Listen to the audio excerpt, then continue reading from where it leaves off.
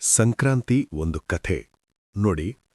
ಪ್ರತಿ ವರ್ಷ ಈ ಸಮಯದಲ್ಲಿ ಸೂರ್ಯನು ತನ್ನ ದಾರಿಯನ್ನು ನಿಧಾನವಾಗಿ ಬದಲಿಸುತ್ತಾನೆ. ಚಳಿಗಾಲದ ಮಂಕಿನಿಂದ ಭೂಮಿ ನಿಧಾನವಾಗಿ ಬಿಸಿಲಿನತ್ತ ತಿರುಗುತ್ತದೆ. ಅದೇ ಕ್ಷಣವೇ ಸಂಕ್ರಾಂತಿ. ಇದು ಕೇವಲ ಒಂದು ದಿನಾಂಕವಲ್ಲ, ಇದು ಪ್ರಕೃತಿಯ ದೊಡ್ಡ ತಿರುವು.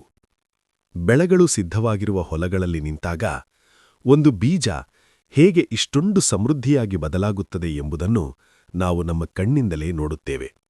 ಅದಕ್ಕಾಗಿ ನಮ್ಮ ಪೂರ್ವಜರು ಈ ದಿನವನ್ನು ಕೃತಜ್ಞತೆಯ ದಿನವನ್ನಾಗಿ ಆಚರಿಸಿದರು.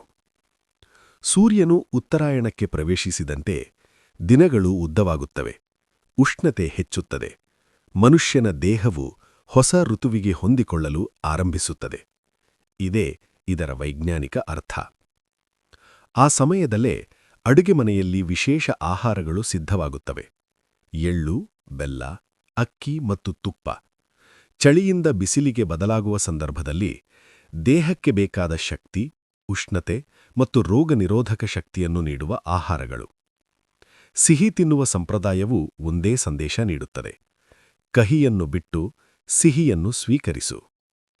ಆಕಾಶದಲ್ಲಿ ಗಾಳಿಪಟಗಳು ಹಾರುತ್ತವೆ.